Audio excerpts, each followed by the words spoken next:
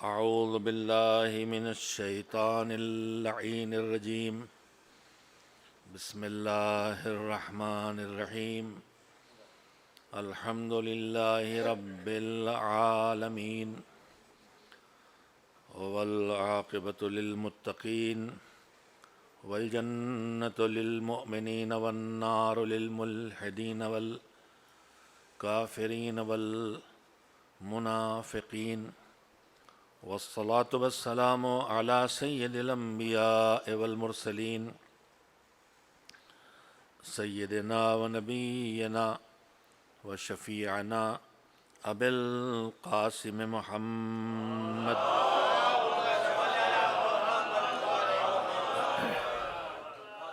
وآله الطيبين الطاهرين المعصومين المظلومين، واللعنة الدائمة الباقية على أعدائهم أجمعين من الآن إلى يوم الدين. أما بعد، فروي عن الصادق جعفر بن محمد عليهم السلام أنه قال: العامل على غير البصيرة كالسائر إلى السراب، لا تزيد سرعة سيره إلا بعدا. صلوات بھیجیں محمد وعلی محمد صلی اللہ علیہ وسلم.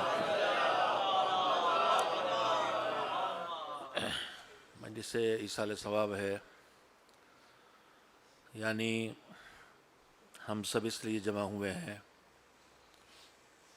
کہ جو دنیا سے چلا گیا ہے اس کے لیے وہ عبادت انجام دیں جس عبادت کا نام مجلس حسین ہے، اور اس سے ملنے والے ثواب کو اس تک پہنچائیں کہ جس کے سلسلے میں جس کی ترہیم کے لیے مجلس کی گئی ہے. سب سے پہلے میری گزارش ہے کہ ایک بار سورہ حمد اور 3 بار سورہ توحید کی تلاوت فرما کے مرحومہ کی روح کو ہدیہ کر دیں جن کی ترہیم کے لیے مجلس ہوئی ہے. بسم اللہ الرحمن الرحیم.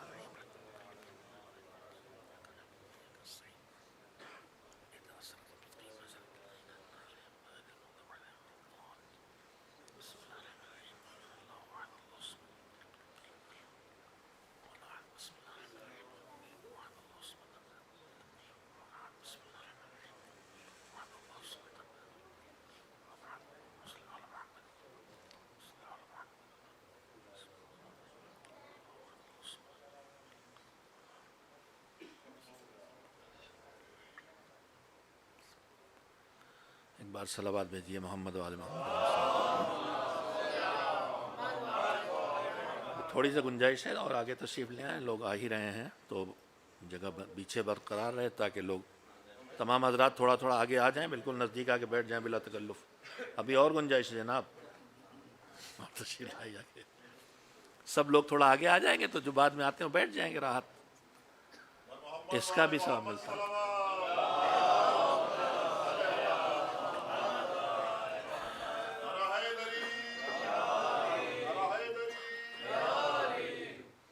چلیے یہیں سے میں اپنی بات شروع کیے دیتا ہوں. مجلس ایصال ثواب ہے نا، اور ہم اسی لیے آئے ہیں کہ مجلس کر کے ثواب پہنچائیں. تو ہمارے دماغوں میں بس ایک ہی بات ہے کہ جو مجلس ہوگی اس کا ثواب پہنچے گا.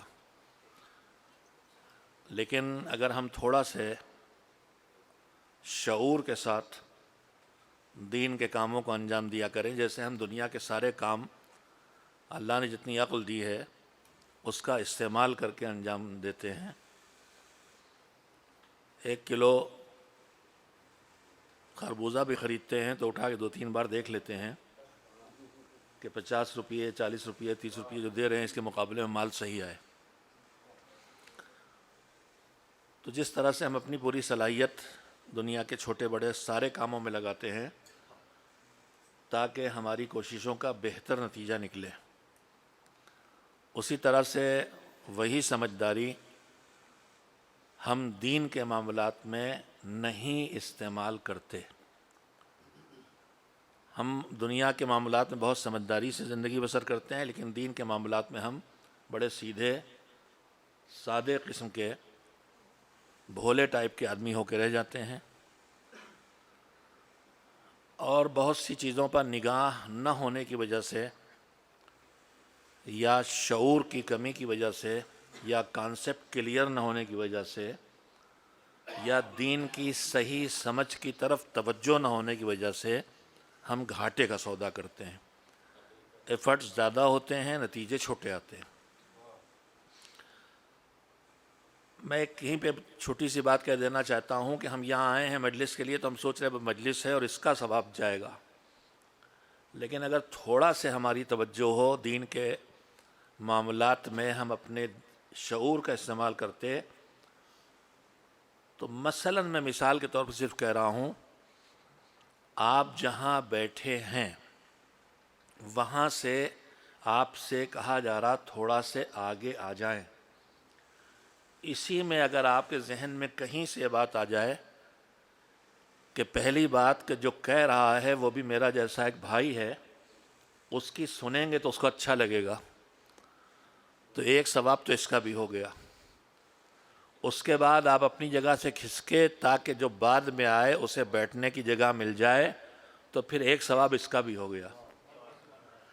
تو ہماری زندگی میں قدم قدم پہ ہمارا ہر عمل ذریعہ ثواب بن سکتا ہے، بلکہ پوری زندگی عبادت بن سکتی ہے اگر ہمارا شعور جو ہم دنیا میں استعمال کرتے ہیں، دنیا کے ہر چھوٹے بڑے کام میں، اس کا تھوڑا سا حصہ دین کے معاملات میں استعمال کرنے لگیں۔ یہ صرف ایک مجلس نہیں ہوگی جو وہاں پہنچائی جا سکتی ہے، اسی مجلس میں نہ جانے کتنے اور کام ہیں اس کے ضمن میں جو نیکی کے لیے کیے جا سکتے ہیں، ثواب کے لیے کیے جا سکتے ہیں۔ میں نے آپ حضرات کی خدمت میں جہاں سے بات شروع کی ہے اور جو اس وقت کہنا چاہا ہے، میرے سامنے جتنا مجمع ہے، جو سن رہے ہیں، جو چہرے دیکھ رہا ہوں میں، ایک بڑے حصے کو پہلے سے بھی پہچانتا ہوں، سب ماشاءاللہ سے تعلیم یافتہ، سمجھدار اور باشعور حضرات ہیں، اور اپنی زندگی دنیا کی زندگی میں سلیقہ مند بھی۔ جتنا سلیقہ اور جتنا شعور اور جتنی سمجھداری ہماری دنیا کے معاملات میں ہے، اگر اس کا تھوڑا سا حصہ بھی ہم دین کے معاملات میں استعمال کرنے لگیں، تو دنیا کے معاملات میں سمجھداری استعمال کر کے جو کچھ پاتے ہیں، اس سے نہ جانے کتنا زیادہ دین کے معاملات میں سمجھداری استعمال کر کے پا سکتے ہیں۔ میں نے ابھی جملہ کہا کہ ہم قدم قدم پہ ہم سمجھتے ہیں ثواب کے کیا طریقے ہیں، فاتحہ، نذر، تلاوت قرآن، مجلس، تبرک کی تقسیم، 40ویں وقت جو ہمارے یہاں کھانے کے ساتھ کپڑے وپڑے رکھے جاتے ہیں وہ پہنچانا، یہی چند کام ہیں جو ہمارے ذہنوں میں ہیں کہ بس ایصال ثواب کا یہ ذریعہ ہے۔ لیکن میں سب سے پہلے عرض کرنا چاہتا ہوں کہ بچپن سے مجلسیں سنتے سنتے یہ آیت تو ہم نے بارہا سنی ہے کہ وَمَا خَلَقْتُ الْجِنَّ وَالْإِنسَ إِلَّا لِيَعْبُدُونَ، سارے انسانوں اور جنوں کو میں نے بس اس لیے بنایا ہے کہ وہ میری عبادت کریں۔ اس کو سنتے تو آئے ہیں، لیکن اس کے مفہوم پر جو پیغام ہے اس کے اندر، ادھر توجہ شاید پوری طرح نہیں دیتے۔ میں پہلی بات تو یہ وضاحت کروں گا اس آیت کے سلسلے میں کہ پروردگار تجھے میری عبادت کیوں چاہیے کہ تو نے اپنی عبادت کے لیے مجھے بنایا، تو پھر میرا کیا؟ میں تو گویا تیرے کام کے لیے بنا ہوں، اپنی عبادت کے لیے بنایا تو گویا تجھے میری ضرورت تھی، تو یہ بھی تو نے مجھے بنایا ہے کہ میں تیری عبادت کروں۔ اب ہمارے دماغ فوراً آتا ہے عبادت یعنی سجدہ، عبادت یعنی نماز، عبادت یعنی روزہ، عبادت یعنی حج، اور اس کے بعد جب اس پر نظر ڈالتے ہیں تو سمجھ میں نہیں آتا ہے کہ مالک میرے اللہ اکبر کہنے سے تو بڑا ہو جائے گا کہ تو نے مجھے اپنی عبادت کے لیے بنایا ہے، میرے سجدے کرنے سے تو اونچا ہو جائے گا کہ تو نے مجھے اپنی عبادت کے لیے بنایا ہے۔ تو پہلی جگہ جہاں کانسیپٹ کلیئر ہونا ضروری ہے، جہاں سے ہماری مذہبی زندگی شروع ہوتی ہے، وہ یہی جگہ ہے کہ اللہ نے ہمیں بنایا ہے تو کیوں؟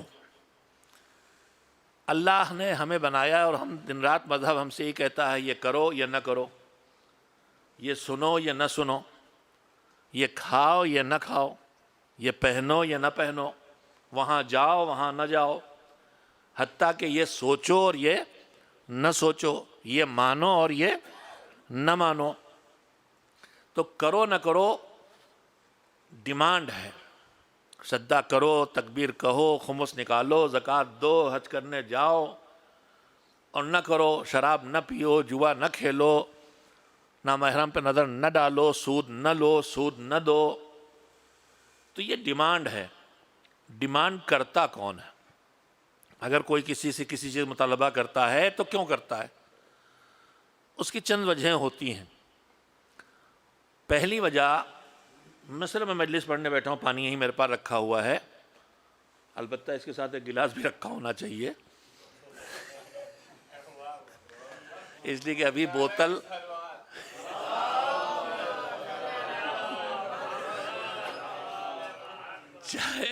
چاہے اس لیے کہ ابھی بوتل چاہے پانی ہی کی کیوں نہ ہو، ممبر پہ منہ لگاتے اچھی نہیں لگتی ہے، ہر چیز کا ایک کلچر ہوتا ہے۔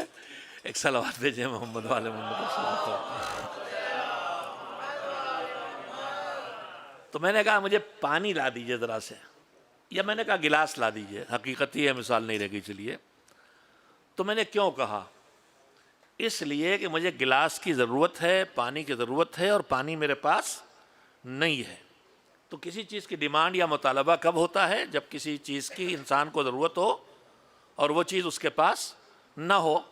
ہم روزی کمانے جاتے ہیں، ہم دنیا کے جانے کتنے کام اسی طرح کرتے ہیں کہ نہیں ہے تو چاہیے مجھے، میری ضرورت ہے ایک، لیکن ڈیمانڈ اور مطالبے اور جستجو اور تلاش کی یہی ایک وجہ نہیں ہوتی۔ ہم نے کہا اگر یہی بات ہے تو ہم سب ماشاءاللہ جتنے یہاں بیٹھے ہیں، ایسا تو نہیں ہے انشاءاللہ، ہرگز نہیں ہے کہ کل ہمارے گھر میں کھانے کو نہ ہو، ہے کل کا ہے، ممکن ہے 2-4 سال کھانے کا رکھا ہو، مگر کل بھی جاب پہ جا رہے ہیں، کل بھی دکان کھول لیں۔ تو اب یہ کیوں ڈیمانڈ کر رہے ہیں کہ اور چاہیے اور چاہیے اور چاہیے؟ تو اس کے پیچھے دوسری وجہ یہ ہوتی ہے کہ پہلی وجہ تو یہ ڈیمانڈ میں اس لیے کر رہا ہوں، مطالبہ اس لیے، جستجو اس لیے، کوشش اس لیے کہ میرے پاس نہیں ہے۔ دوسری وجہ یہ ہے کہ ہے تو، لیکن اتنا نہیں ہے جتنا مجھے چاہیے یا جتنی میری ضرورت ہے۔ جتنی مجھے ضرورت ہے یا مجھے جتنا درکار ہے وہ میرے پاس اتنا نہیں ہے۔ میری انکم 50,000 روپے مہینہ کی ہے اور میں نے اپنے خرچے بڑھا لیے ہیں، 75,000 روپے مہینہ کے کر ڈالے ہیں، تو مجھے اور کمانا ہے۔ اور کریڈٹ کارڈ کا سب سے بڑا مجھے فائدہ یہ پہنچا ہے کہ جتنی چادر اس سے زیادہ لمبے پیر، ہمیشہ قسط ہی چکانے میں زندگی گزر جائے گی۔ تو اور اس لیے چاہیے کہ جتنا مجھے چاہیے اتنا میرے پاس نہیں ہے، اور جتنا مجھے چاہیے کبھی پورا ہونے والا نہیں ہے۔ جملہ آیا ہے تو سن لیے، روایت میں ہے کہ آدمی کا خود، جسے اردو میں غنا کہتے ہیں، استغنا، اللہ غنی ہے، یعنی اب اسے کوئی ضرورت نہیں ہے۔ آدمی جب تک کہ جو ملے اسی میں بسر کرے، یعنی قناعت کی زندگی بسر کرے، وہ ہمیشہ غنی رہتا ہے۔ لیکن اگر قناعت کی زندگی سے نکل جائے تو پھر وہ کبھی غنی نہیں ہو سکتا۔ کروڑ پتی ہوگا تو ارب پتی بننے لگے گا، ارب پتی بنے گا تو بلین سے بلین اور بلین سے ٹریلین پہ ہمیشہ ہوس۔ اس بے لگام گھوڑے کا نام ہے کہ اگر اس کو لگام نہ لگائی گئی قناعت کی تو یہ آپ کو دوڑاتا رہے گا اور ٹھوکر کھا کے کہیں گرائے گا تو پھر اٹھنے کے لائق نہ رہنے دے گا، لہذا وہ تو ڈیمانڈ تو روکنا پڑے گی۔ خیر، تو اس لیے کہ میرے پاس جتنا مجھے چاہیے اتنا نہیں۔ اچھا چلیے، اس وجہ سے ہم بھی روزی کما رہے ہیں، آپ بھی روزی کما رہے ہیں، لیکن اب یہ بتائیے، جو دنیا کے بڑے دولت مند ہیں جنہیں سچ میں پتہ نہیں کہ اس وقت میری دولت کتنی ہے اور کتنے ہر سیکنڈ کتنی بڑھ رہی ہے، یہ بھی نئے بزنس کیوں بڑھائے چلے جا رہے ہیں، یہ کیوں خریداریاں کیے چلے جا رہے ہیں، یہ کیوں بزنس پھیلائے چلے جا رہے ہیں؟ نہ ان کے پاس کچھ ایسا جو نہ ہو اور نہ کچھ ایسا جو کم ہو، سب فراوان ہے، دنیا کی ہر نعمت ان کے پاس ہے۔ کیوں؟ کائنات ایک تیسری سچائی معلوم ہے، توجہ دیں گے، میں تو وقت تھوڑا لے لیا بات کہنے میں۔ ڈیمانڈ اور مطالبہ اور جستجو اور تلاش اور کوشش وہ کرتا ہے جس کے پاس نہ ہو، یا وہ کرتا ہے جس کے پاس کم ہو، اور وہ بھی کرتا کہ یہ جو بلینر ٹریلینر جو ان کے پاس دنیا کے بڑے 5 پیسے دولت والے، 3 دولت والے، 1 نمبر والے، 2 نمبر والے، 3 نمبر والے، یہ کیوں بڑھائے چلے جا رہے ہیں؟ کہ انہیں ایک اور سچائی کا پتہ ہے.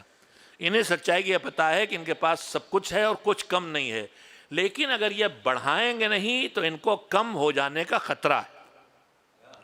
تو ڈیمانڈ کے پیچھے 3 چیزیں ہوتی ہیں، یا کم ہو، یا نہ ہو، یا کم ہو، یا کم ہونے کا ڈر ہو. پروردگار تو ہم سے مطالبہ کیوں کر رہا ہے؟ وہ کون سی چیز ہے جو تیرے پاس نہیں ہے؟ وہ کون سی چیز ہے جو تیرے پاس کم ہے؟ وہ کون سی چیز ہے جو تیرے پاس کم ہو جانے کا ڈر ہے؟ تیری دی نعمتوں میں ایسی کتنی نعمتیں تو نے مجھے دے دی ہیں کہ جتنا خرچ کرتے جائیں اتنی بڑھتی جاتی ہے. تو نے مجھے تھوڑا سا علم دے دیا ہے، یہ علم جتنا خرچ کرتا جاتا اتنا بڑھتا جاتا ہے. تو نے محبت دی ہے، محبت جتنی خرچ کرتا جاتا اتنی بڑھتی جاتی ہے. تو تیرا دیا کچھ تو میرے پاس کم نہیں ہوتا، تو پھر تو کیوں مانگ رہا ہے؟ 3 ہی وجہ ہیں ڈیمانڈ کی، مطالبے کی. نہ ہو، کم ہونے کا خطرہ ہو. تو میرے مالک تو ڈیمانڈ کیوں کر رہا ہے؟ کہا یہی تو تجھے سمجھنا چاہیے کہ مانگنے والا مانگتا ہے لینے کے لیے. اتنا وقت میں نے آپ کے اس جملے کے لیے دیا ہے. عبادت کے مطالبوں کو یہ کرو یا نہ کرو کے پیچھے جو حکمت اور فلسفہ ہے وہ کیا ہے؟ کہا مانگنے والا، ڈیمانڈ کرنے والا مانگتا اور ڈیمانڈ کرتا ہے لینے کے لیے، لیکن ہم نے تم سے جو مانگا ہے وہ لینے کے لیے نہیں مانگا ہے. ہم تم سے مانگتے ہیں تو تمہیں دینے کے لیے مانگتے ہیں. اگر یہ ہمارا کانسیپٹ کلیئر ہو جائے کہ ہمارا وقت لے رہا ہے کہ آؤ نماز پڑھو تو کچھ دینے کے لیے، ہمارا ہم سے اوکر وقت رد اللہ قرضاً حسنا، کون اللہ کو قرضہ دو، تو اس کے پاس تو ہے، پھر کیوں لے رہا؟ کہا دینے کے لیے. اب دینے کے لیے تو دوسرا سوال پیدا ہوتا ہے، تو کیا دینا چاہتا ہے؟ ایک صلوات بھیجیں محمد والے محمد علیہ السلام. میں نے یہ کہنا چاہا آپ حضرات کی خدمت میں کہ ہم جب دین کی راہ پر آئے ہیں تو ہمارے پاس وہ سمجھ اور شعور ہونا چاہیے جس شعور اور سمجھ کے بغیر ہماری مذہبی کوششیں یا بے نتیجہ رہ سکتی ہیں، یا نتیجہ دیں لیکن کم نتیجہ دیں. اگر ہم اسی کام کو تھوڑی سمجھداری اور دینی سمجھ اور دینی شعور کے ساتھ کریں تو زیادہ نتیجہ حاصل کر سکتے ہیں. میں نے اس کی پہلی بات یہ کہی آپ کی خدمت میں کہ پروردگار عالم نے ہم کو دین دے کے جو کچھ بھی ہم سے کرنے کے لیے کہا ہے یا کسی کام سے روکا ہے تو وہ دینے کے لیے کیا ہے، کچھ لینے کے لیے نہیں. ایک دوسری بات یہ ہے کہ وہ ہمیں کیا دینا چاہتا ہے. تو پھر قرآن مجید کی آیات کی روشنی میں ایک تجزیہ آپ کے سامنے رکھنا چاہتا ہوں. قرآن کریم پڑھتے ہوئے اگر آپ غور کریں تو پوری کائنات جو اللہ نے بنائی ہے، زمین آسمان جو کچھ بھی بنایا ہے، قرآن کریم میں کئی جگہ وہ آیتیں آئی ہیں جن میں ان لفظوں میں بات آئی ہے کہ خلق لکم، یہ جو کچھ بنایا ہے سب تمہارے لیے بنایا ہے. اور اس کے بعد دوسری جگہ اس سے آگے بڑھیں، تمہارے لیے ہی نہیں بنایا ہے. قرآن مجید پھر کہتا ہے سخر لکم، تمہارے قابو اور کنٹرول میں بھی دیا ہے. اب میں اس کی تشریح میں اس وقت نہیں جاؤں گا، ورنہ اتنا جملہ تو کہہ ہی دوں کہ جب میرے جیسے گنہگار کے قابو اور کنٹرول میں کائنات دی ہے، یہ سورج دیا ہے، یہ چاند دیا ہے، یہ ہوا میرے کنٹرول سخر لکم میرے قابو میں کر دی ہے، تو پھر کیوں حیرت ہوتی ہے اگر مجھ زمین والے کے قابو میں یہ زمین پر چمکتا سورج ہے، تو اگر یہاں زمین پہ کھڑے ہو کے کوئی ہاتھ کا اشارہ کر دے اور چاند 2 ٹکڑے ہو جائے تو اس میں تعجب کی بات کیا ہے؟ اگر سورج پلٹ آئے تو اس میں حیرت کی بات کیا ہے؟ یہ تو اس نے میرے لیے بنایا ہے، میرے قابو میں کیا ہے. تو کہتا سخر لکم خلق لکم، ٹھیک ہے پوری کائنات میرے لیے بنائی، مجھے کس لیے بنایا؟ ابھی میں نے آیت پڑھی وما خلقت الجن والانس الا لیعبدون، مجھے اپنی عبادت کے لیے بنایا. ٹھیک پروردگار، اب کائنات میرے لیے، میں تیری عبادت کے لیے، پھر آگے کیا ہوگا؟ تو پھر قرآن مجید اگلا جملہ کہتا ہے بسم اللہ الرحمن الرحیم یا ایھا الناس اعبدوا ربکم الذی خلقکم والذین من قبلکم لعلکم تتقون. یا ایھا الناس، اے انسانوں، اعبدوا، اپنے رب کی عبادت کرو. پھر لفظ عبادت آ گیا، اور پھر میرے ذہن نے کہا کہ ایک چیز تم سے چھوٹ گئی ہے، اس کی بھی توجہ دلا دو. عبادت کا لفظ بولتے ہی ہمارے ذہنوں میں آتا ہے کچھ نماز، کچھ روزہ، کچھ تلاوت قرآن، کچھ حج، کچھ زکوٰۃ، کچھ خیرات، یہی سب دماغ میں آتا ہے. لیکن کیا بس یہی عبادت ہے؟ نہیں، یہی عبادت نہیں ہے. پھر عبادت کیا ہے؟ عبادت یہ ہے کہ اللہ کے حکم کو سامنے رکھ کے اللہ کی رضا کے لیے زندگی بسر کرنا. اب اللہ کو حکم سامنے اور اللہ کی رضا سامنے، تو اگر ساری رات کھڑے ہو کے نماز پڑھنا عبادت بنے گا تو پھر حکم خدا پر عمل کرتے ہوئے رضا پروردگار کے لیے شب ہجرت بستر پہ چادر تان کے سو جانا بھی عبادت بنے گا. اور جو ساری رات کی نمازوں کا صلہ اللہ نہ بتائے گا، وہ صلہ رات میں چادر تان کے سو جانے کا بنا دے گا. میں مثالیں بہت نہیں دینے کی ضرورت ہے. حکم خدا اس وقت کیا ہے، اللہ کی رضا اس میں کیا ہے. روزہ رکھنا میرے لیے عبادت ہے، لیکن اگر میں بیمار ہوں اور میرا روزہ میری جان کا خطرہ بنتا ہے یا صحت کا خطرہ بنتا ہے، تو اب روزہ رکھنا عبادت نہیں ہے، روزہ نہ رکھنا عبادت ہے. وہی ثواب جو روزہ رکھنے کا تھا، وہی اطاعت اب میں روزہ نہ رکھ کے کر رہا ہوں. میں اور واضح کر دوں، پروردگار تو نے مجھے اپنی عبادت کے لیے بنایا، تو اگر خالی نماز روزہ ہی عبادت ہے تو مالک تو نے اس مشین کا ڈیزائن بڑا کمزور سے کیا ہے. ابھی تو ہمارے ملک میں اچھا ڈیزائن چیزیں آنے لگیں، لیکن تھوڑا پہلے ہمارے پاس جتنی گاڑیاں، ٹرک، بسیں، کاریں ہوتی تھیں، 200-400 کلومیٹر چلے گا، اب انجن گرم ہو گیا. اب انہیں بند کرو، یہ ٹھنڈے ہو جائیں تو چلیں گے. جنریٹر بند کرو، بہت دیر چل رہا، گرم ہو گیا. ایمپلیفائر بند کرو، گرم ہو گیا. تو ابھی بھی ہمارے پاس یہ صورتحال ہے کہ تھوڑا کاروبار پرانی ہو گئی، 200-400 کلومیٹر چلا، تھوڑی دیر رکو بھائی، انجن گرم ہو گیا. تو ہم اگر عبادت کے لیے بنے، اور عبادت نماز روزے کا نام ہے، تو ہمیں 24 گھنٹے میں 5-6 گھنٹے تو سونا ہی پڑتا ہے.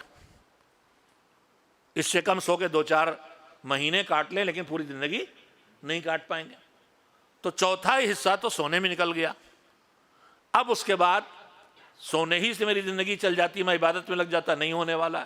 تو نے روزی رکھی، وہ بھی مجھے کمانا ہے.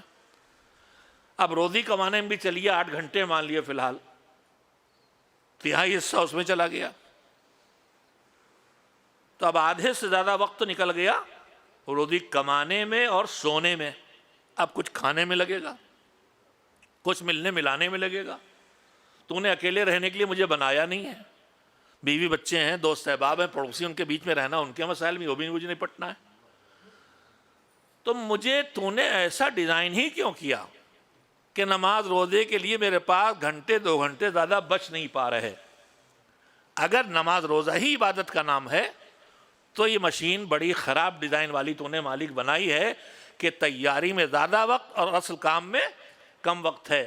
نہیں میرے عزیزو، عبادت صرف نماز روزے کا نام نہیں ہے. ابھی میں نے عرض کیا ہے جملہ، اس کے ساتھ پھر وضاحت کر دینا چاہتا ہوں. یہ بتائیے، ہم آپ کھانا کھاتے ہیں تو کیا کھانا کھاتے وقت کسی دماغ میں آتا ہے کہ میں کھانا کھا رہا ہوں قربتاً اللہ؟ بھائی عبادت میں تو نیت یہی ہوتی ہے نا، ارادہ کہ اللہ کا حکم اس لیے کر رہا ہوں. نہیں ہوتا. لیکن ہمارا کانسیپٹ کلیئر نہیں ہے، ہمارے شعور اور سوچ بوجھ کی کمی ہے جو ہمیں محروم کرتی ہے. روایت کہتی ہے کہ جناب ابو ذر سے خطاب کرتے ہوئے رسول اکرم حضرت محمد مصطفیٰ صلی اللہ علیہ وسلم نے فرمایا کہ اے ابو ذر، اگر ہو سکے، اب یہیں ذرا رک کے بات آپ کے ذہنوں کو تھوڑا متوجہ کرنا چاہتا ہوں. جناب ابو ذر سے یہ کہنا کہ اگر ہو سکے، اس کا مطلب حضور کچھ ایسا کہنے والے ہیں جو کچھ آسان معاملہ نہیں ہے کہ ابو ذر سے بھی کہہ رہے ہیں اگر ہو سکے، لیکن یہی اگر ہو سکے یہ بھی کہہ رہا ہے کہ ناممکن بھی نہیں ہے. اگر ہو سکے کا مطلب ہو سکتا ہے، اگر ہو سکے کا مطلب ہو سکتا ہے، مگر ابو ذر سے کہنا کہ اگر ہو سکے یعنی ہے کچھ آسان کام نہیں ہے. کہا اے ابو ذر، اگر ہو سکے تو جب کھانا کھانے بیٹھو تو اس وقت تمہارے دل و دماغ میں یہ خیال ہو کہ پروردگار اس کھانے کو کھا کے میرے بدن میں جو طاقت آئے گی اس کو تیری اطاعت میں لگاؤں گا. اب یہ اطاعت میں لگاؤں کا مطلب یہ نہیں کہ نماز پڑھوں گا، سجدے کروں گا، قرآن پڑھوں گا. اطاعت کے مطلب لگاؤں گا مطلب یہ ہے کہ صبح جب روزی کمانے کا وقت ہوگا تو جاؤں گا روزی کمانے کے لیے تاکہ اپنی ڈیوٹی کو پورا کر سکوں. شام کو جب گھر پہ آ کے بیٹھوں گا تو بھی بچوں درمیان بیٹھ کے بیٹھوں گا، ان سے باتیں کروں گا تاکہ ایک دوسرے کو جوڑ کے رکھ سکوں. تو جہاں جو تو کہہ رہا ہے وہ میں اس بدن کی طاقت سے کروں گا جو میں کھانا کھا کے حاصل کر رہا ہوں. کہا ابو ذر اگر تم یہ سوچ سکو اس طرح تو تم اپنے کھانا کھانے کو بھی اللہ کی عبادت بنا سکتے ہو. بھائی ایک کام ہے بس کہ خدا کو یاد رکھا جائے. ہماری زندگی کی انتہائی پرسنل کام بھی اس کی عبادت بن سکتے ہیں. یہ بتائیے میری گود میں بچہ ہے، میرا پوتا ہے، میری پوتی ہے، میرا نواسا نواسی ہے، میں اسے پیار کر رہا ہوں. یہ میرا پیار جو میں اسے چوم رہا ہوں اس میں خالص میرا دلی میرا جذبہ شامل ہے نا. یہ میرا خالص نجی کام ہے کہ نہیں ہے؟ خالص نجی کام ہے. لیکن وہ کتنا کریم ہے، وہ کہتا ہے کہ جب تم اپنے بچے کو پیار کرتے ہو محبت سے تو یہ محبت سے چومنے کو بھی میں اپنی عبادت بنا دیتا ہوں. یعنی اگر ہم صرف ایک عادت ڈال لیں خدا کو زندگی کے ہر لمحے میں یاد رکھنے کی عادت، تو کام ہمارے پرسنل ہوتے رہیں گے، عبادت اس کی ادھر ہوتی رہے گی.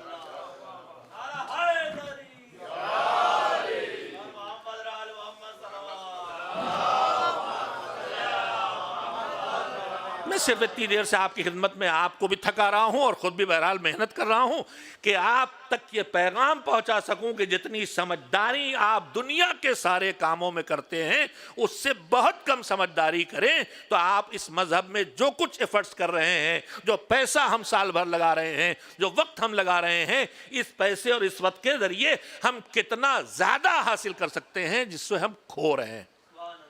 میں ایک لفظ آپ کی خدمت میں کہنا چاہتا ہوں.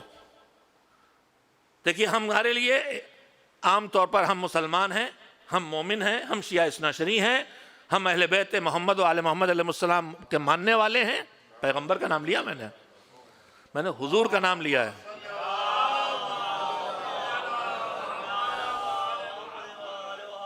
ایک صلوات اس سے بہتر طور پہ مل جل بیت دینا.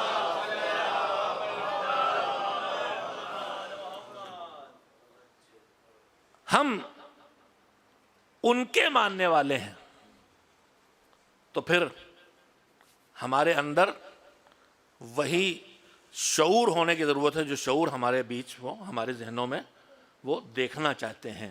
انہیں ناسمجھی پسند نہیں ہے، انہیں سمجھداری پسند ہے.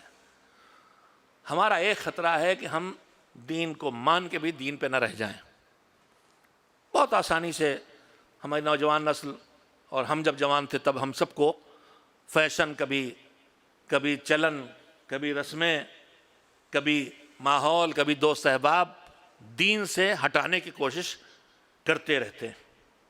دین سے ہٹانے کے تو ایک خطرہ ہم سب کا ہر لمحے ہے بے دین ہو جانا، دین کو چھوڑ بیٹھنا. اس خطرے کو تو ہم محسوس کرتے ہیں لیکن ایک خطرہ اس سے بڑا ہے جسے ہم کم محسوس کر رہے ہیں. میں 2 لفظوں میں کہتا ہوں اس بات کو، آپ کے سامنے بھی کہنا چاہتا ہوں. ہمارے اس معاشرے کے لیے جو ہم ایمان والے، دین والے، شیعہ محمد و آل محمد علیہ السلام کے پیرو، ہمارے لیے 2 خطرے ہیں. ایک خطرہ ہے ہمارا بے دین ہو جانا، نمازیں چھوڑ دے آدمی، روزے چھوڑ دے آدمی، حرام و حلال کی فکر چھوڑ دے آدمی، بے دین ہو جانا. دوسرا جو خطرہ جسے ہم محسوس نہیں کرتے ہیں، ایک ہے بے دین ہو جانا، بے دینی، اور ایک خطرہ ہے بے شعور دینداری.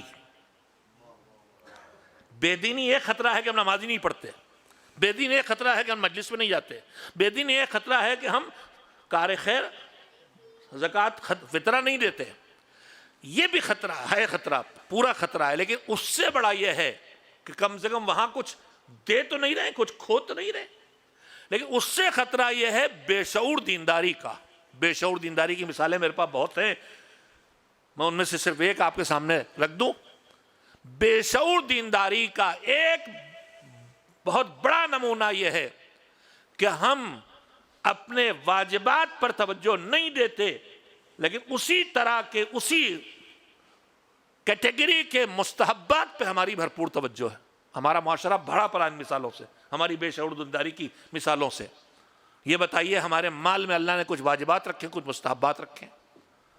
ان واجبات میں خمس ہے، ان میں زکوٰۃ ہے، ان میں فطرہ ہے. مستحبات میں بہت کچھ ہے.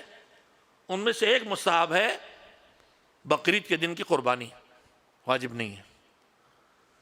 اب یہ بتائیے کہ ہمارے یہاں جس بڑی تعداد میں عید الاضحیٰ بقرعید کے دن قربانی دی جاتی ہے جو مستحب ہے، اور اگر کہیں کچھ مشکل کھڑی ہو گئی کہ ہمیں مناسب جانور نہ مل سکا تو پورا گھر پریشان ہوتا، بلا آنے والی، مصیبت آنے والی. جو اس بقرعید کی قربانی کے لیے پوری طرح پریشان ہے اور نہ کر پائے کسی وجہ سے، تو الجھن کا شکار رہتے ہیں. ان کے ذہنوں میں، کتنوں کے ذہن میں آتا ہے کہ بقرعید کی قربانی تو مستحب تھی، لیکن اس سے پہلے جو پیسہ میرے پاس رکھا اس میں خمس واجب تھا. ہم میں سے کتنوں کے ذہن میں آتی ہے بات؟ 7 محرم کو ہم سب حاضری کے نام سے نذر کرتے ہیں حضرت ابوالفضل عباس کی. ہم میں سے کتنوں کے ذہن میں آتا ہے کہ ابوالفضل کی بارگاہ میں جو ہم یہ حاضری کا ثواب پیش کرنا چاہتے ہیں، اگر اس مال میں ہم نے خمس نہیں نکالا تھا تو کیا حضرت ابوالفضل اسے قبول کریں گے؟ ایک لمبی فہرست ہے ہمارے پاس کہ مستحب کاموں پر ہماری توجہ ہے اور واجبات اسی فیلڈ کے ہم انہیں نظر انداز کیے چلے جا رہے ہیں. ہم مستحب پہ بھی ہوتی توجہ تب بھی غنیمت تھا. ابھی تو ہمارے مذہب میں ایک اور بڑی مصیبت ہے. میں اس موضوع پہ بات کرنے نہیں بیٹھا ہوں، اکثر بولتا رہتا ہوں. ہم رسم و رواج والے مذہب کے ماننے والے بن کے رہ گئے. ہمارے رسم و رواج سے بھرا ہوا ہماری زندگی کو بھر دیا ہے. اس پورے ایصال ثواب، کسی کی موت ہونے کے بعد موت سے لے کے برسی تک جتنی چیزیں انجام پا رہی ہیں، ان میں سے اکثر وہ ہیں جو ہم نے اپنے طور پر رسم و رواج میں ایجاد کیا، اور اب ہم اسی کو اصل سمجھ رہے ہیں. میں اس وقت اس پہ گفتگو کرنے نہیں آیا، ورنہ بہرحال ایک جملہ آپ سے کہنا چاہتا ہوں. اکثر لوگ بحث کرتے ہیں صاحب رسم ہے تو حرج کیا ہے اس میں؟ ایک اچھا ہی کام تو ہو رہا ہے. رسم و رواج کے بارے میں بات کی، شادیوں میں 90% رسم و رواج ہے. ایصال ثواب کے نام پر یہ سب کیا ہے کہ 40واں میں 3 چاند نہ لگیں، تو 40واں جو ہے وہ فلاں دن نہ ہو، اور 39 دن پہ ہو جائے. وہ 40واں کہاں ہوا جو 39 دن سے پہلے ہو جائے؟ میں اکثر پڑھتا رہتا ہوں، ہمارے یہاں پورا عمل 13 یا 14 شعبان کو انجام پاتا ہے ایصال ثواب کے نام پہ عرفہ. میری عمر قدر گئی مذہب سیکھتے ہوئے، 11 سال کی عمر سے اسی مذہب کے سیکھنے کی لائن میں ہوں، طالب علم ہوں. مجھے آج تک پڑھنے کو نہیں ملا عرفہ کے نام سے کوئی عمل ہو جو 13 شعبان کو جو کچھ آپ کے حلوہ اور پوری اور فاتحہ جو کچھ بھی ہو رہا کہیں ڈھونڈے نہیں ملا. بے حساب رسم و رواج ہمارے مذہب میں چھائے ہوئے. بے شعور دینداری کی ایک مثال یہ بھی ہے. آپ کہیں گے اس میں حرج کیا؟ اگر کسی کو حلوہ کھلا دیا، کسی کو کھانا کھلا دیا، اس میں کیا حرام؟ تو کچھ نہیں ہو رہا ہے. بے شک حرام نہیں ہو رہا، میں اسے حرام نہیں کہہ رہا، لیکن انشاءاللہ یہ رسم و رواج جو ہمارے مذہب میں اتنے بڑھ گئے ہیں کہ ہم انہی الجھ کے رہ جاتے ہیں. اس کا نقصان کیا ہے میں آپ سے عرض کرنا چاہتا ہوں کہ ہمارے پاس شعور اور سمجھ ہونا چاہیے کہ رسم کیا ہے اور مذہب کیا ہے، مستحب کیا ہے اور واجب کیا ہے، حرام کیا ہے اور مکروہ کیا ہے. کبھی کبھی مکروہ پہ اتنا زور دے دیا جاتا ہے کہ حرام سے آگے بڑھ جاتا ہے. کھڑے ہو کے پانی پینے پہ کوئی نہ کوئی بزرگ رات میں ڈانٹ ضرور دے گا، زیادہ زیادہ خلاف ہے ادب ہے، مگر وہی کھڑے ہو کے آگے کہنے کی ضرورت نہیں ہے، اگرچہ وہ بھی حرام نہیں ہے، وہ بھی کوئی حرام نہیں، اسے بھی حرام سمجھ لیا گیا ہے. نماز قضا کر دیں گے، یہ نہیں کریں گے. نہیں، اگر آپ اور کوئی راستہ نہیں ہے تو وہ بھی حرام نہیں ہے، جائز ہے. بہرحال میں بات کہہ رہا تھا رسم و رواج ہم کیوں اس کے بارے میں ہمیں چوکنا ہونا چاہیے. میں اکثر مثال دیتا ہوں، مجالس پڑھتا رہتا ہوں. اللہ نے ہماری زندگی میں جتنے اچھے کام ہو سکتے ہیں ان سب کی طرف رہنمائی کر دی ہے، اور ان کی 2 قسمیں کی ہے. کچھ کام واجب ہیں، کچھ مستحب. واجب وہ کام ہے جن کے انجام دینے میں فائدہ بڑا ہے اور چھوڑنے میں اتنا نقصان ہے کہ اللہ نہیں چاہتا میرا بندہ یہ نقصان اٹھائے، اسے واجب کر دیتا ہے. جو خراب چیزیں ہیں، جو نقصان دہ ہیں، چاہے روح کے لیے، چاہے جسم کے لیے، چاہے ذات کے لیے، چاہے فیملی کے لیے، چاہے دنیا کے لیے، چاہے آخرت کے لیے، ہر وہ چیز جو نقصان دہ ہے جس سے اللہ اس سے روکتا ہے، اگر اس کا نقصان بہت بڑا ہے تو اسے حرام کر دیتا ہے، اور اگر اس کے کرنے کا نقصان بہت بڑا نہیں ہے تو اسے مکروہ کر دیتا ہے۔ تو نیکیوں کی 2 قسمیں اس نے کر دی، واجب اور مستحب، اور جو برائیاں ہیں، جو نقصان دہ چیزیں ہمارے لیے ہیں، ان کی بھی 2 قسمیں کر دی، حرام اور مکروہ۔ اب اس کا ڈیزائن توجہ فرمائیں گے، اس کا ڈیزائن اس طرح ہے کہ اس نے جتنے کام واجب کیے ہیں ان میں انسانوں میں کمزور ترین کو سامنے رکھا ہے کہ کمزور ترین انسان بھی اسے انجام دے لے۔ 24 گھنٹے میں مستحب نمازیں کم سے کم 51 رکعت ہیں، واجب مستحب ملا کے، لیکن اس میں سے واجب صرف 17 رکعت ہے، باقی مستحب ہے۔ روزہ رمضان کا 1 مہینے کا واجب ہے، اور اس واجب کو بھی وہ جیسے ہی آدمی کی کمزوری اس سے رکاوٹ بنے، بیمار ہو گیا، بڑھاپا آ گیا، بچے کو پال رہی ہے، گود میں پال رہی ہے، دودھ پلا رہی ہے، پیٹ میں پال رہی ہے، نہیں کمزوری کا سبب بنے گا، فوراً اسے بھی ہٹا دیتا ہے۔ تو واجب اس نے رکھے ہیں وہ کام جنہیں کمزور ترین کر سکے، لیکن مستحب نیکیوں کی وہ کیٹیگری ہے کہ جو اس نے اتنے رکھ دیے ہیں کہ جو انسانوں میں سب سے زیادہ طاقتور ہو اس کی کیپیسٹی کو سامنے رکھ کے پروردگار نے مستحب ڈیزائن کیے۔ میں اسی مثال دیے دیتا ہوں آپ کو۔ شب قدر 23 کی شب، جو اعمال کسی بھی کتاب میں لکھے ہیں، چاہے وہ تحفۃ العوام ہمارے ہاتھوں میں ہو، چاہے وہ مفاتیح الجنان ہو، جتنے اعمال لکھے ہیں جو اس ایک کتاب میں لکھے ہیں، چاہے اب رمضان کی لمبی جاڑوں کی لمبی راتیں ہوں، اس میں ہم نے اعمال شب قدر کیے ہوں، کم سے کم میری زندگی گزر گئی خالی مفاتیح میں جتنے اعمال ایک رات کے لکھے ہیں وہ میں سب نہیں کر سکا۔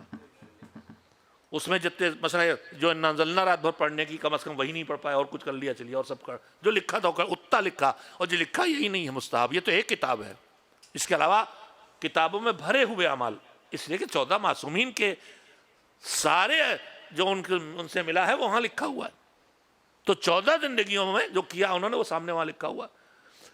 تو مستحب وہ رکھتا ہے سب سے زیادہ جس میں طاقت ہے اس کی صلاحیتوں کو دیکھ کے کہ یہ کر لے جائے، اور اس کے بس وہی بندے ہیں جن میں سے کسی کا نام علی ہے، کسی کا نام فاطمہ ہے، کسی کا نام حسن و حسین ہے، کہ مستحب بھی ان سے کوئی چھوٹنے والا نہیں۔ ایک صلوات بھیج دے محمد والے محمد کو۔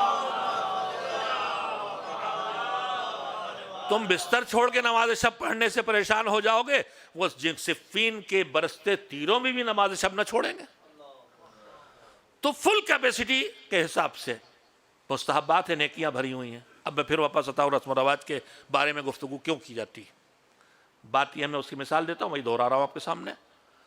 مسجدوں میں ہمارے یہاں ایک آدھ ریک رکھا ہوتا ہے جس میں مذہبی کتابیں لا کے رکھی جاتی ہیں، اور وہ ہر چیز کہ جو ہمارے کام کی نہیں رہ جاتی وہی ہم خیرات میں نکالتے ہیں۔ تو مسجدوں میں آج کل ریک کے ریک بھرے ہوتے ہیں، کچھ مجلسوں میں بٹی ہوئی کتابیں، کچھ تحفۃ العوام، کچھ وظائف الابرار، کچھ مفاتیح، رکھا ہوا ہے، ریک فل ہے۔ اب 4 کتابیں میرے گھر میں بھی آ گئیں دعاؤں کی جو میں نہیں پڑھ پاتا، میں نے کہا چلو مسجد میں رکھ دیں شاید کوئی پڑھ لے کے آیا، ریک پہلے ہی سے فل ہے۔ تو کتابوں سے جو ٹھسا ٹھس بھری کتابیں اس ریک میں ہیں، اگر میں 4 کتابیں اس میں لا کے رکھوں گا تو رکھوں گا نہیں، ٹھوسوں گا۔ تو جب میں اس ٹھسا ٹھس بھرے ہوئے ریک میں 4 کتابیں رکھنے کی کوشش کروں گا تو یہ 4 کتابیں جگہ نہ بنا سکیں گی۔ اگر یہ اندر جائیں گی تو کنارے پر جو کتابیں ہیں وہ گریں گی، تبھی اندر جائیں گی۔ تو جس طرح کتابوں سے بھرے ریک میں 4 کتابیں رکھوں گا تو یہ نہ آئیں گی جب تک کہ کنارے پر کچھ کتابوں کو ڈھکیل نہ دے۔ اسی طرح سے اللہ نے میری زندگی کو واجبات اور مستحبات سے اتنا پر کر دیا ہے کہ اگر اس میں رسم و رواج کو لا کے داخل کروں گا تو یہ رسم و رواج یا واجب کو ڈھکیل کے آئیں گے یا مستحب کو ڈھکیل کے آئیں گے۔ اور اس وقت یہی ہو رہا ہے، ہماری کمیونٹی سال بھر میں جتنا وقت خرچ کرتی ہے، جتنا پیسہ خرچ کرتی ہے اتنا وقت اور پیسہ اور ایفرٹس کوئی کمیونٹی نہیں میرے خیال میں کرتی ہے، لیکن ہو کیا رہا ہے؟ ہو یہی رہا ہے کہ ہم پیسہ وہاں لگا رہے ہیں کہ جو یا رسم و رواج ہے یا پھر زیادہ سے زیادہ مستحب ہے، اور واجبات ہم سے چھوٹے چلے جا رہے ہیں، اس لیے کہ ہماری جو کیپیسٹی ہے اس کے وہ تو پہلے سے مذہب نے مالک نے اسے واجب مستحب سے بھر دیا ہے۔ اب اگر ہم وہاں رسم و رواج کو لائیں گے تو بہرحال کہیں نہ کہیں ہمارے واجب کو ڈیمیج کرے گا یا مستحب کو ڈیمیج کرے گا۔ خیر میں کہہ ہی رہا تھا کہ پروردگار نے اپنی عبادت کے لیے خلق کیا تو کیوں؟ لینے کے لیے نہیں، دینے کے لیے۔ تو دیتا ہے تو کیا دینے والا؟ ایک صلوات بھیجے محمد والے محمد کو۔ میں نے کچھ زیادہ ہی لمبی میری بات ہو گئی اور آپ پہلے سے تھکے تھکے سے ہو چکے ہیں، میں جلدی سے بات کو ختم کرنے کی کوشش کروں گا۔ کائنات میرے لیے، پھر واپس لاؤں آپ کے ذہنوں کو، کائنات میرے لیے، میں اللہ کی عبادت کے لیے۔ اللہ کی عبادت کروں گا تو کیا ہوگا؟ یا ایھا الناس اعبدوا ربکم الذی خلقکم والذین من قبلکم لعلکم تتقون، اے انسانوں اپنے رب کی عبادت کرو۔ اب میں نے عبادت کا کانسیپٹ بھی کلیئر کر دیا۔ عبادت کا مطلب خالی نماز روزہ نہیں ہے، عبادت کا مطلب یہ ہے کہ اللہ کے حکم کو پیش نظر رکھ کے زندگی کے کاموں کو انجام دینا۔ جب حکم خدا کو سامنے رکھ کے قدم اٹھائیں گے تو ہمارا ہر عمل اللہ کی عبادت بن جائے گا، بستر پر لیٹ کے سونے سے لے کے پارک میں گھومنے جانے تک۔ میرے پاس وقت ہوتا ہے تو میں اس کی تفصیلات آپ کے سامنے رکھتا کہ ہر جگہ حکم خدا پہ عمل۔ ہمارے چوتھے 8ویں امام حضرت امام علی رضا علیہ السلام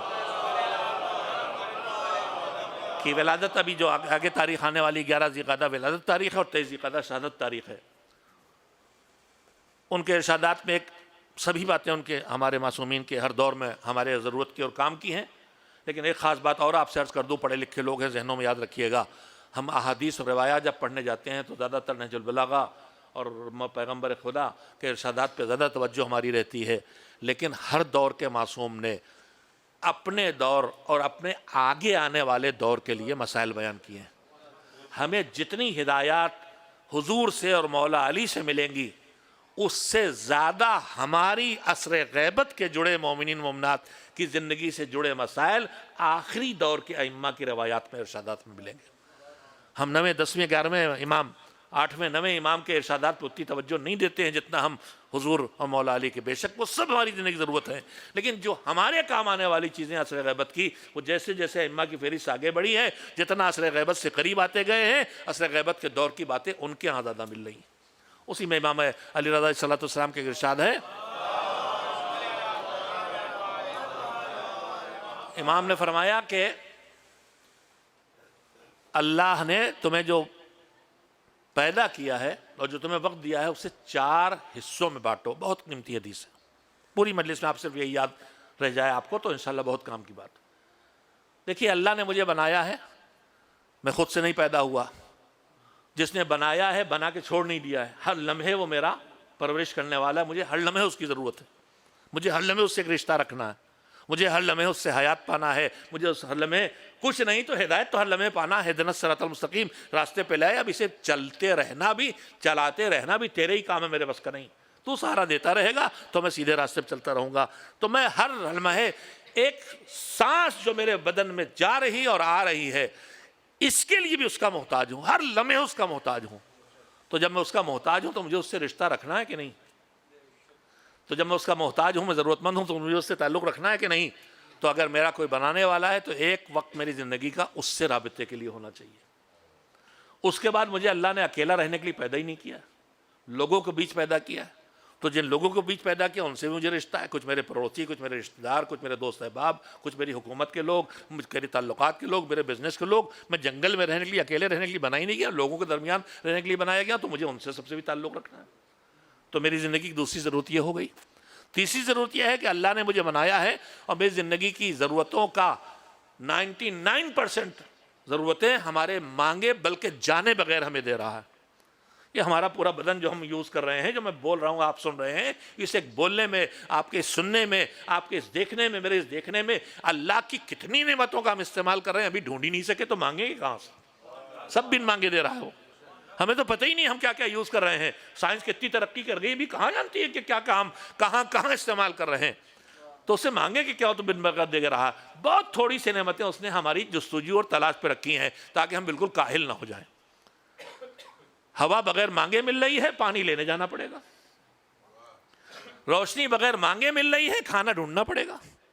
کچھ چیزیں جو ڈھونڈنے جانا ہے, تو جب مجھے کھانا چاہیے, مجھے پانی چاہیے, مجھے کپڑا چاہیے, مجھے رہنے کا مکان چاہیے, تو میرے لیے پاس اپنی روزی کمانے کا وقت بھی ہونا چاہیے. تو میرے ایک کام یہ بھی ہو گیا, لوگوں کے درمیان رہنے کے لیے بنایا گیا ہوں. ایک ان سے رشتے مجھے بنا کے رکھنا ہے, ایک مجھے روزی چاہیے تو مجھے روزی کمانا ہے.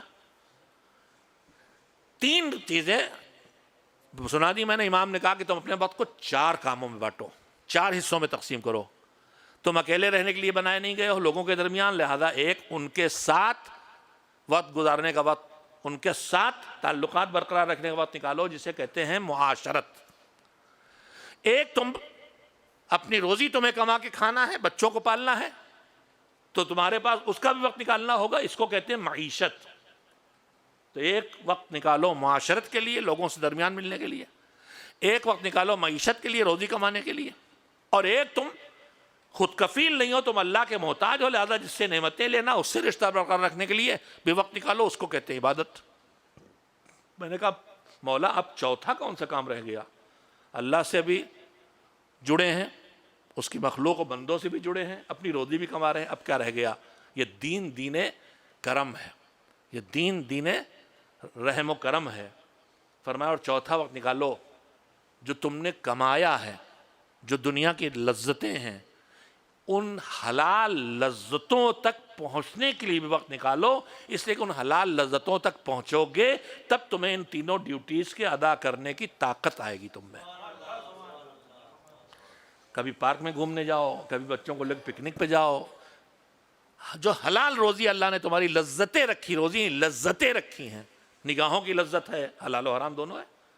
پھول دیکھنا حلال لذت ہے, نامحرم چہرہ دیکھنا حرام لذت ہے, اگتا ہوا سورج دیکھنا حلال لذت ہے. تو ان حلال لذتوں تک پہنچنے کے لیے بھی وقت نکالو. یہ ہے دین رحمت. تو 4 حصوں میں وقت کو تقسیم کرو, اللہ کی عبادت کے لیے, روزی کمانے کے لیے, لوگوں سے ملنے جلنے کے لیے, اور حلال لذتوں تک پہنچنے کے لیے. امام نے کہا کہ جب تک اس میں بیلنس رکھو گے تمہاری زندگی سکون کا سبب بنے گی. اچھا وہیں پہ آپ کی خدمت مثال کر دوں. ہم سب جانتے ہیں ایک چیز ہوتی ہے ہمارا فوٹو اور تصویر, ایک چیز ہوتی ہے کارٹون. تصویر اور کارٹون میں فرق کیا ہوتا ہے؟ جو اخباروں میں کارٹون چھپتے ہیں نیتا لوگوں کے, اس میں کارٹونسٹ کیا کرتا ہے, اس نے دیکھا صفی اظہر صاحب بیٹھے, ان کی ناک ذرا لمبی دکھائی دے رہی ہے اور کافی لمبی کر دی, کسی کان ذرا چھوٹے, اس نے اور چھوٹے کر دیے. تو تصویر اس بیلنس کو برقرار رکھتا ہے جو اصل وجود میں ہوتی ہے, اور کارٹون اس بیلنس کو خراب کر دیتا ہے. بس زندگی جب تک اس بیلنس کو برقرار رکھے گی کہ جو بیلنس ہمارے وجود میں ہونا چاہیے, وقت اللہ کی عبادت کے لیے بھی, روزی کمانے کے لیے بھی, اور لوگوں سے ملنے ملانے کے لیے, لذتوں کے لیے بھی, تب تک ہماری زندگی کی تصویر پرسکون رہے گی. اور جیسے ہی بیلنس گیا, روزی کمانے میں لگ گئے, اب کھانے کی فرصت بھی نہیں, مصلی بچھا کے بیٹھ گئے, گھر میں فاقے ہو رہے ہیں, سوشل ورک میں لگے ہوئے ہیں, مجلس مسجد میں کبھی دکھائی نہیں دیتے. تو جیسے ہی یہ بیلنس جائے گا, یہ زندگی کی تصویر کارٹون سے بدل جائے گی. اور اس وقت ہمارے معاشرے میں چلتے پھرتے کارٹون بے حساب ہیں. یہ سوشل ورکر صاحب ہیں, یا مسجد میں نہیں دکھائی دیتے, یہ مصلی بچھائے بیٹھے ہوئے ہیں, اللہ اللہ کر رہے ہیں, ان کی شکل کبھی کسی کاروبار میں نہیں دکھائی دیتی, گھر میں فاقے ہو رہے ہیں. یہ یا حسین اور حق علی اور نعرہ حق اور نعرہ لگا کے اسی راہ پہ لگے ہوئے ہیں. ان کے ہاتھ تکبیر کے لیے نہیں اٹھ رہے ہیں. وہ خالی مسجدوں میں اللہ اکبر کرتے دکھائی دے رہے ہیں, وہ مجلسوں سے غائب دکھائی دے رہے ہیں. تو یہ سب زندگی کے چلتے پھرتے کارٹون ہمارا رکھے ہیں. اسلام کارٹون کا نام نہیں ہے, اسلام بیلنس تصویر کا نام ہے زندگی کی. ایک صلوات بھیجیں محمد و آل محمد علیہ وسلم. کائنات میرے لیے, میں عبادت کے لیے, عبادت کے لیے. پروردگار کہتا ہے عبادت کرو لعلکم تتقون, تاکہ تمہارے اندر تقوی پیدا ہو جائے. لے اتنی محنت کرنے کے بعد پہنچے کہاں؟ تقوی. ہمارے سوسائٹی میں تقوی یعنی کچھ میلے سیلے کپڑے پہنے ہوئے, کچھ داڑھی واڑی بے ڈنگی سے رکھے ہوئے, کچھ پھٹیچر ٹائپ وجود کا, بڑے متقی آدمی, اور صاف ستھرے کپڑے, اچھی سی گاڑی, مناسب سمابہ, ارے ہے دنیا پرست آدمی. تو ہمارے یہاں جو دنیا چھوڑ چھاڑ کے کنارے بیٹھ رہے وہ تقویٰ ہے۔ اب میں اس کی تفصیل میں نہیں جانا چاہتا۔ بانی تنظیم مولانا غلام نصیر اللہ مقامہ کبھی کبھی ایسے جملے کہہ گئے ہیں کہ اس سے بہتر تعبیر نہیں ہوتی۔ وہ کہتے تھے جس کے ہم تقویٰ سمجھ رہے ہیں تقویٰ نہیں ہے، تقوی کا لقوہ ہے۔ اگر تقوی زندگی کا چھوڑ دینا ہے تو پھر امام المتقین کون ہوگا؟ متقین کا امام کون ہے؟ جو میدان جنگ میں تلوار لیے بھی دکھائی دے رہا ہے، جو ممبر پہ بیٹھ کے نصیحت کرتے ہوئے دکھائی دے رہا ہے، جو ہاتھ میں قلم لے کے خط لکھتے ہوئے دکھائی دے رہا ہے، جو مسند قضاوت پہ قضاوت کرتے ہوئے دکھائی دے رہا ہے، جو مزدوری کرتے ہوئے دکھائی دے رہا ہے، جو مسلح پہ کھڑا بھی دکھائی دے رہا ہے۔ زندگی کے چھوڑ کے بیٹھ رہنے کا نام تقویٰ نہیں ہے، بھرپور زندگی حکم خدا کی روشنی میں بسر کرنے کا نام تقویٰ ہے۔ تقویٰ کسی ترک دنیا کا نام نہیں ہے۔ دنیا کو اللہ کے بتائے راستے سے حاصل کر کے دنیا آباد کرنے کے ساتھ آخرت کو آباد کرنے کا نام تقویٰ ہے۔ اجاڑ دینے کا نام تقویٰ نہیں ہے، دنیا اجاڑنے کا نام بھی تقویٰ نہیں ہے۔ معصومین کے صاف و صریح الفاظ ہیں کہ وہ ہم سے نہیں ہے جو اپنی آخرت کے لیے اپنی دنیا کے لیے اپنی آخرت کو برباد کر دے، تو ہم سب جانتے ہیں وہ ہم سے نہیں ہے جو اپنی دنیا کے لیے اپنی آخرت کو برباد کر دے۔ لیکن امام نے یہ بھی فرمایا کہ اور وہ بھی ہم سے نہیں ہے جو اپنی آخرت کے چکر میں اپنی دنیا کو برباد کر دے۔ معصوم والا وہی ہے جو اپنی دنیا کو بھی آباد کرے اور آخرت کو بھی آباد کرے۔ تو تقویٰ آ گیا ہمارے اندر۔ اس کا یہ مطلب نہیں کہ ہم گھر میں جا کے بیٹھ گئے۔ تقوی کا مطلب یہ ہے کہ ہم نے اب سنبھل کے چلنا سیکھ لیا ہے۔ بیٹھے نہیں ہیں، چلتے ہیں، مگر سنبھل کے چلتے ہیں۔ کہیں لالچ کی کائی پہ پیر نہ پھسل جائے، کہیں غرور کی ساتھ سے سر نہ ٹکرا جائے۔ جب اس طرح سنبھل کے زندگی کی راہ پہ چلیں گے تو تقویٰ ہے۔ پروردگار تقویٰ آ گیا تو کیا ہوگا؟ کہا سنو، یا الناس اعبدوا ربکم الذی خلقکم والذین من قبلکم لعلکم تتقون۔ تقویٰ اختیار کرو، عبادت کرو تاکہ تقویٰ آ جائے۔ اب تقویٰ آ جائے گا تو کیا ہوگا؟ تو پھر چوتھی آیت سنیے، بسم اللہ الرحمن الرحیم، فاتقون یا اولی الالباب لعلکم تفلحون۔ کائنات میرے لیے، میں عبادت کے لیے، عبادت تقوی کے لیے۔ عبادت کے لیے کس سے کہا؟ سارے انسانوں سے، چاہے پڑھے لکھے ہوں چاہے جاہل، چاہے سمجھدار ہوں چاہے ناسمجھ، چاہے کالے ہوں چاہے گورے، چاہے امیر ہوں چاہے غریب، سب سے کہا عبادت کرو، ہماری بات مانو، ہماری بات مان کے راہ بسر کرو، زندگی کی سفر کو بسر کرو۔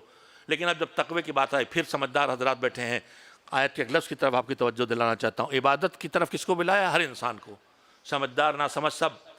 لیکن تقوی یعنی احکام خدا کی پابندی کرتے ہوئے زندگی بسر کرنا۔ جب کہے آگے بڑھو تو واجب ہے، مستحب ہے تو آگے بڑھ جائیں۔ جب کہے رک جاؤ، حرام ہے مکروہ ہے تو رک جائیں۔ جہاں کہے آگے بڑھو آگے بڑھیں، جہاں کہے رک جاؤ وہاں رک جائیں، جہاں کہے پیچھے ہٹو پیچھے ہٹ جائیں۔ یہ تقویٰ ہے۔ اب تقویٰ آئے گا تو کیا ہوگا؟ فاتقون یا اولی الالباب۔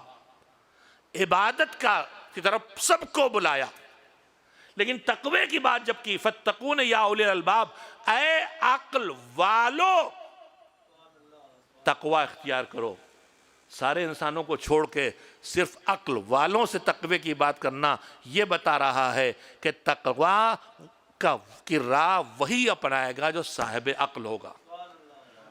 پابندی دین کی راہ، حرام سے بچنے کی راہ، واجب پر انجام دینے کی راہ وہی اپنائے گا جو صاحب عقل ہوگا۔ اور جو اس راہ کو نہ اپنائے، دنیا اسے لاکھ صاحب عقل کہے، اللہ کہہ رہا میری نگاہ میں عقل مند نہیں ہے، یہ ناسمجھ انسان ہے۔ فاتقون یا اولی الالباب، اے عقل والو مجھ سے میرا تقوی اختیار کرو، لعلکم تفلحون، تاکہ تم کامیاب ہو جاؤ۔ میں نے اتنا وقت آپ کو اس نتیجے تک پہنچانے کے لیے لگایا تھا کہ ہمارا کانسیپٹ کلیئر ہو، ہم شعور کے ساتھ دین کی راہ پہ چلیں۔ اگر ہم شعور کے ساتھ دین کی راہ پہ چلیں تو ہمیں دین کہاں پہنچائے گا؟ کامیابی تک پہنچائے گا، دنیا کی کامیابی تک بھی پہنچائے گا اور آخرت کی کامیابی تک بھی پہنچائے گا۔ اور دنیا کہ میں کوئی سمجھے نہ سمجھے، کم سے کم یہ بات ہمیں سمجھ لینا چاہیے۔ یہ بتائیے، اسی زمین پر ایک ملک تھا جہاں 98% وہ آباد تھے جو اہل بیت والے، وہی ملک جب جس کا جی چاہے اسے لوٹتا تھا، توڑتا تھا۔ ایران، کتنے حملے ہوئے اس پر، کتنی بار اسے توڑا گیا، وہ تاریخ آپ کے سامنے ہوگی۔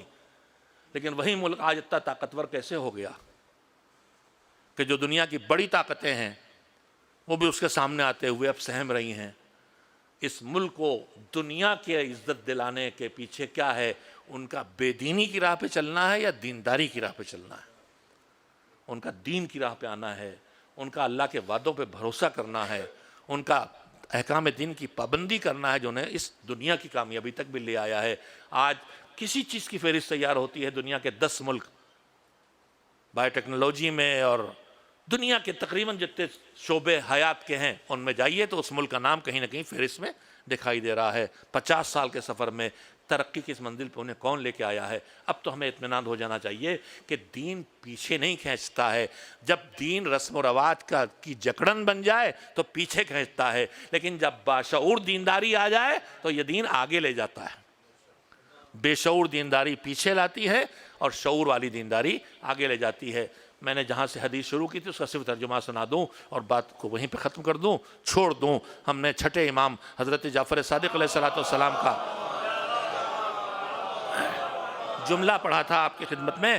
امام نے فرمایا العامل علی غیر البصیرہ، بغیر شعور کے، بغیر مذہبی سمجھ کے، بغیر عقل دین کا استعمال کیے جو آدمی خالی جو دیکھا وہ کرنے لگا، العامل علی غیر البصیرہ، بغیر بصیرت و شعور کے عمل کی دنیا میں قدم رکھ دینے والا اس پیاسے کی طرح ہے کہ جو ریگستان میں پیاسا پانی کی جستجو میں نکلے اور سامنے ریت جو چمک رہی ہے، لگ رہا ہے پانی بھرا ہے، سراب کو پانی سمجھ کے اس کو پانے چلے تو جتنا اس سراب کی طرف پانی سمجھ کے دوڑے گا اتنا ہی منزل سے دور بھی ہوتا جائے گا، اتنی اس کی پیاس بھی بڑھتی جائے گی۔ امام نے فرمایا دین کی راہ پہ چلنا ہے تو شعور کے ساتھ دین کی راہ پہ چلو، تب تمہیں بے سیراب کرے گا، ورنہ جتنا بے شعوری کے ساتھ دین کی راہ پہ چلتے جاؤ گے تمہاری پیاس بھی بڑھتی جائے گی اور منزل سے دوری بھی بڑھتی جائے گی۔ کربلا والوں کو منزل سے اتنا نزدیک کون لے آیا تھا؟ ہماری آپ کی سب کی منزل کیا ہے؟ آخرت میں منزل کیا ہے؟ جنت۔ کربلا میں کون اتنا قریب لے آیا تھا؟ ان کا شعور انہیں لایا تھا، ان کی بصیرت انہیں لائی تھی، ان کی صحیح فیصلہ کرنے کی سمجھ انہیں لائی تھی، یہاں تک کتنا قریب لے آئی تھی۔ عاشور کی شب حسین نے جب اعلان کیا کہ یہ میرے خون کے پیاسے ہیں، انہیں تم سے کوئی دشمنی نہیں ہے، تم واپس چلے جاؤ، پوری تاریخ آپ کے سامنے ہے، کوئی اپنی جگہ سے نہیں ہٹا۔ کہا ایسے جاتے تمہیں اچھا نہیں لگ رہا ہے، شرمندگی محسوس ہو رہی ہے، تو میرے گھر والوں میں سے ایک کے کچھ ساتھ لے کے چلے جاؤ تاکہ جب کوئی پوچھے تو کہہ دو کہ ہم تو نہیں آ رہے تھے لیکن ان کی جان بچانے کی ہم انہیں لے کے آئے ہیں۔ پھر بھی کوئی نہیں ہٹا تو چراغ بجھا دیا، روشنی ختم گل کر دی کہ اچھا مجھے میرے سامنے سے اٹھ کے جاتے اچھا نہیں لگ رہا ہے، میرا کریم مولا کتنا کریم ہے، کوئی دکھاوے کا کام نہیں، حقیقت ہے، جاؤ چلے جاؤ، یہ میرے جان کے پیاسے ہے۔ اب وہ وقت آ گیا، گھر طرف سے آواز آنے لگی، کوئی کہہ رہا ہے آپ کو چھوڑ کے جائیں گے تو جی کے کریں گے کیا؟ آپ کو ہم چھوڑ کے جائیں؟ نہیں جانے والوں میں ہے، ہمیں مارا جائے، ہمیں کاٹا جائے، ہمیں ٹکڑے ٹکڑے کیا جائے، ہماری جسم کو جلا دیا جائے، ہماری راکھ اڑا دی جائے اور پھر ہمیں زندہ کیا جائے تو ہمارے ساتھ یہ 70 بار بھی یہ سلوک ہوگا تب بھی ہم آپ کو چھوڑ کے جانے والے نہیں ہیں۔ حسین نے دعا دی، دعا دے کے نکلے، اور اس کے بعد جو انصار ہیں وہ پہرے پہ ہیں۔ ایک مرتبہ زہرا کا لال کل کی جنگ کی تیاری کے لیے میدان کی طرف بڑھا، رات کے سناٹے میں حسین خیموں سے نکل کے میدان کی طرف جا رہے ہیں، پہرے پر ہلال ہیں۔ ہلال نے دیکھا میرا آقا رات کے سناٹے میں اکیلے جا رہا ہے، کہیں کوئی دشمن کوئی غزن نہ پہنچا دے، پیچھے پیچھے چلے۔ قدموں کی آہٹ امام نے سنی، کہا کون آ رہا ہے؟ کہا مولا آپ کا چاہنے والا ہوں، ہلال ہوں۔ کہا کیوں؟ کہا آپ کو تنہا آتے دیکھ کے دل بے چین ہو گیا، دل نہ مانا کہیں کوئی دشمن آپ کو کوئی غزن نہ پہنچائے۔ میں کہوں گا ہلال اس وقت برستے ہوئے تیر تو نہیں ہے، کل کیا ہوگا تم جب گردن کٹا کے سو جاؤ گے؟ اور زہرا کا لال گھوڑے پہ جھوم رہا ہے، تیروں کی بارش ہے، پتھر برسائے جا رہے ہیں۔ کہا ہلال آئے ہو تو آؤ ساتھ آ جاؤ۔ ہلال کا ہاتھ ہاتھوں میں لیا، کہا ہلال جنت میں اپنا اور اپنے دوستوں کا ٹھکانہ دیکھو گے؟ تو فکر سن لیں، رو لیں گے انشاءاللہ۔ کہا مولا آپ کا کرم ہو تو کیوں نہیں؟ دیکھیے جب یقین اور اعتماد اور شعور ہے تو جنت پہنچنے کا انتظار نہیں، دنیا میں جنت دکھائی دے رہی ہے، اشارہ کیا جنت سامنے آ گئی، یہ تمہاری جگہ، یہ سعید کی جگہ، یہ حبیب کی جگہ ایک مرتبہ حسین رکے اور کہا ہلال میں تم سے باتیں کر رہا ہوں، تم کچھ بے چین سے دکھائی دے رہے ہو، کیا بات ہے؟ کیا موت کے تذکرے سے بے چین؟ کہا مولا یہ بات نہیں ہے ہرگز۔ کہا پھر کیا بات ہے؟ کہا ہلال، کہا مولا آپ امام ہیں، مجھ سے بہتر سمجھتے ہیں، اس وقت کربلا کے اس سناٹے میں مجھے دو آوازیں سنائی دے رہی ہیں، ایک آپ کی گفتگو کی آواز ہے اور ایک کسی بیوی کی گریے کی آواز ہے۔ مجھے ایسا لگ رہا ہے کہ جیسے کوئی یا حسین کہہ کے رو رہا ہو۔